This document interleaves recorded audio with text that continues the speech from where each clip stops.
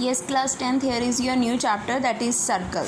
ठीक है, तो सर्कल में हम दो चीज़ों की बात करेंगे, एक तो सर्कल की और एक करेंगे उसकी लाइन की। ठीक है, I had draw the 3 circle over there. देखो इसमें कंडीशन भी मैंने डिफरेंट दी है।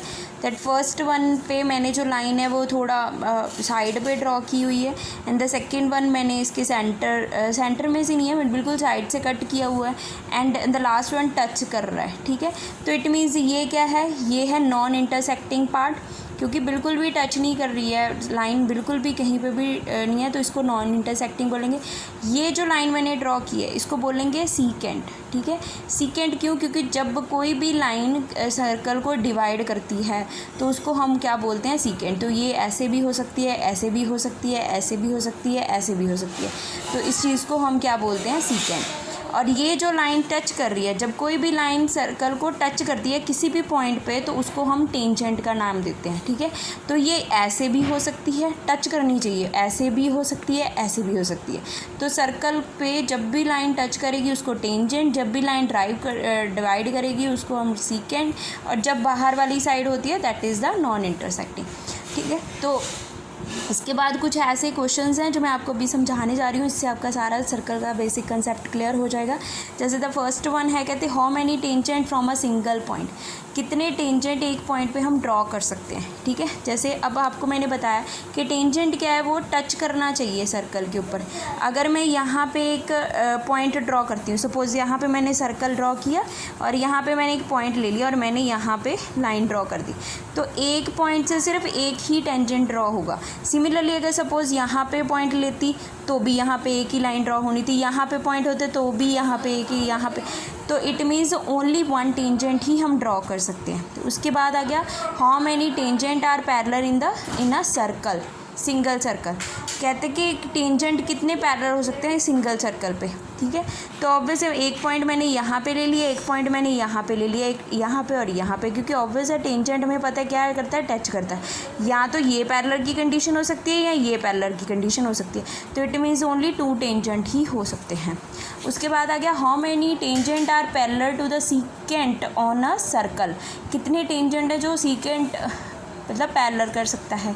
ठीक है, सपोज़ अब हमें पता है सीकेंट क्या होता है, ये है, तो मैंने सीकेंट ड्रॉ किया हुआ है पहले, अब इसके पैरेलल मैंने टेंजेंट ड्रॉ करने हैं, तो ऑब्वियस है इसके ये लाइन ड्रॉ की है ना, तो इसके पैरेलल तो यही होगा, तो इट मीन्स ओनली 2 होगा।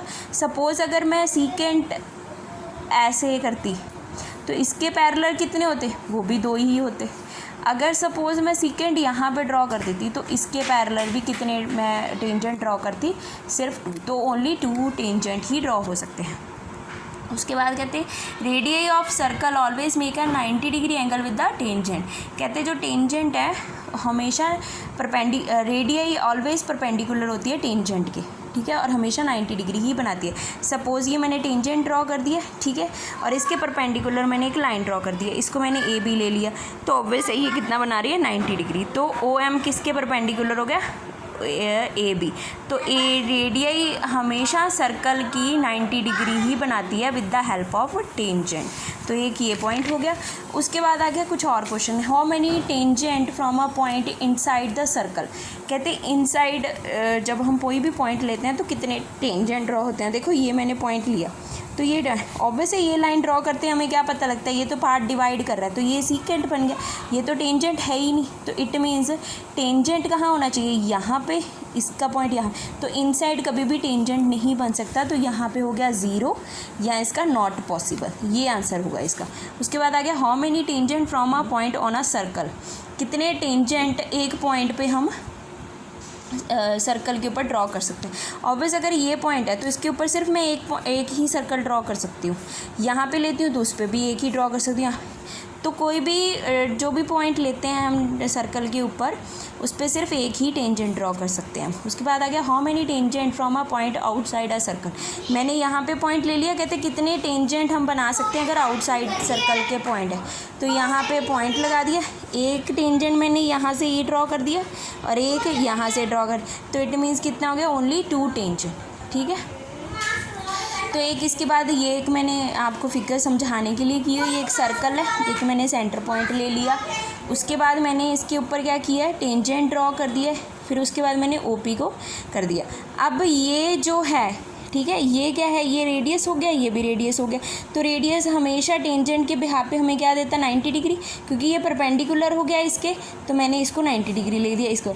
और ये जो है वो हमेशा इसके इक्वल होगा, ठीक है, एक्स एंगल एक्स वाई के ही इक्वल होगा, और इधर एम एंगल एम एन के इक्वल होगा, ठीक है। और हमें पता है ये कौन सी फॉर्म बनी है, ये पूरी फॉर्म किसके बनी है, क्वाड्रिलेटर के, क्योंकि जो ये टेंजेंट है, ये दोनों टेंजेंट एक दूसरे के इक्वल है, पी भी पी ए के इक्वल है, ठीक है। और हमें पता है क्वाड्रिलेटर के इंटीरियर एंगल्स जो 4 होते हैं वो किसके इक्वल होते हैं, सम ऑफ 360 डिग्री के, ठीक है। तो इट मीन्स 180 के ये हो गए और 180 के ये हो गए, ठीक है।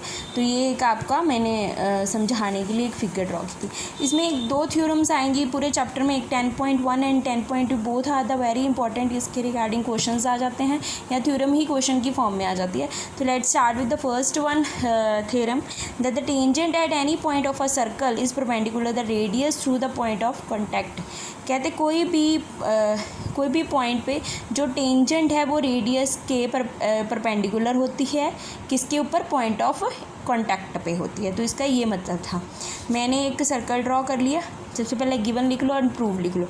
गिवन हमें कहाँ से मिलता है, फिगर से। मैंने क्या लिखा कि उन्होंने बोला था टेंजेंट है सर्कल के ऊपर, ठीक है, मैंने वो ड्रॉ कर दी। उसके ऊपर एक परपेंडिकुलर है, वो भी मैंने कर दिया, ये ड्रॉ कर लिया। तो मैंने जो भी किया मैंने वो लिख दिया। कहते हैं circle with the centre O and a tangent XY meet कौन से पॉइंट पे, P पे कर रही है, ठीक है जी। उसके बाद प्रूव क्या है, उन्होंने बोला कि जो परपेंडिकुलर पॉइंट ऑफ कांटेक्ट पे, तो इट मीन्स ये किसके परपेंडिकुलर, ये इसके हमने ये प्रूव करना है कि जो OP है वो परपेंडिकुलर है XY के, ठीक है। अब स्टार्ट करते हैं प्रूफ के साथ।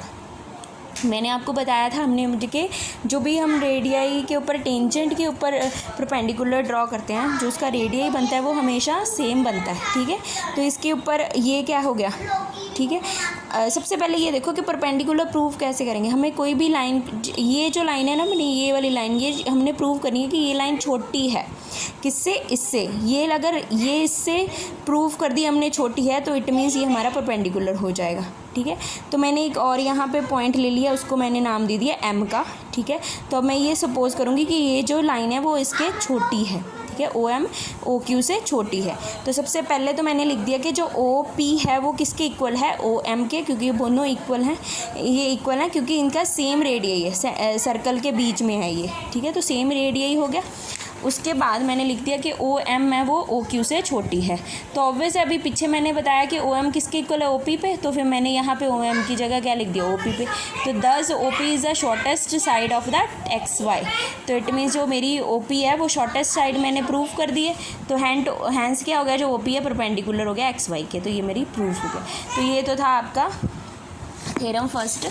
अब इसकी एक्सरसाइज देखो कैसे करनी है आपने, वो मैंने अभी जैसे जो समझाया, तो अब आपको इजी ही लगेगा, कोई इसमें प्रॉब्लम नहीं है। कहते how many tangent have a circle, कितने होते हैं सर्कल के ऊपर टेंजेंट। सी ये है, सपोज़ एक पॉइंट मैंने यहाँ पे ड्रॉ कर दिया, यहाँ पे आ गया। उसके बाद एक पॉइंट मैंने यहाँ पे ड्रॉ कर दिया सपोज़। उसके बाद फिर मैंने एक, क्योंकि उन्होंने पूछा कितने हम कर सकते हैं, तो कितने भी हो हम सारे ही कर सकते हैं, ठीक है। ये यहाँ से चला गया, फिर एक यहाँ से आ गया, फिर एक यहाँ से आ गया, ठीक है, फिर एक यहाँ से आ गया, ठीक है। तो लाइक दिस ये सारे चल रहे हैं अभी भी। एक यहाँ से आ गया, तो मेरी काउंटिंग ही नहीं है। तो इट मीन्स कितने होंगे, इनफाइनाइट ही होंगे। जितने भी हम पॉइंट लेंगे उसके ऊपर, सर्कल के ऊपर, वो टेंजेंट अपने आप बनाते जाएंगे। तो इट मीन्स ये मेरा कितना हो गया, infinite. A tangent to a circle intersect it in dash point. कहते कि जो टेंजेंट है सर्कल का वो इंटरसेक्ट करता है, कितने पॉइंट पे करता है, ठीक है, ओनली 1 पॉइंट पे, ठीक है। उसके बाद अगर line intersecting a circle in 2 points is called, जब लाइन इंटरसेक्ट करती है, ठीक है, सर्कल को 2 पॉइंट पे, उसको हम क्या बोलते हैं, सीकेंट। ये भी हमने डिस्कस कर लिया। A circle have a dash, a circle can have dash parallel tangent at most. कितने हो सकते हैं पैरेलल टेंजेंट, 2। एक टाइम पे हम 2 ही पैरेलल प्रूव कर सकते हैं। उसके बाद आ गया a common point of a tangent to a circle and circle is called. जो कॉमन पॉइंट टेंजेंट होता है सर्कल का, ये इसको हम क्या कहते हैं, पॉइंट ऑफ कॉन्टैक्ट, ठीक है। तो ये हो गया आपका फिलिप्स उसके बाद आ गया a tangent P Q at a point P of a circle of a radius 5 centimetre meet through the centre O at a point Q so that O Q is equal to 12 centimetre length P Q is. तो हमने P Q find करनी है। तो simple है, इन्होंने क्या बोला है आपको, पहले वो ही बना देते हैं। कहते एक सर्कल है लाइक दिस, उसके ऊपर एक टेंजेंट है, ठीक है, उसके ऊपर परपेंडी पी है, जो ये हो गया पी और ये हो गया क्यू। पी हमारा सेंटर पॉइंट से है, यहाँ पे ड्रॉ कर रहा है, ठीक है, यही बोल रहा है। फिर एक लाइन यहाँ से। अब उसके बाद उन्होंने बोला जो ओ क्यू है वो 12 सेंटीमीटर है एंड जो पी ओ पी है वो कितना है 5 सेंटीमीटर है, ठीक है। तो हमने क्या फाइंड करना है, ओ क्यू।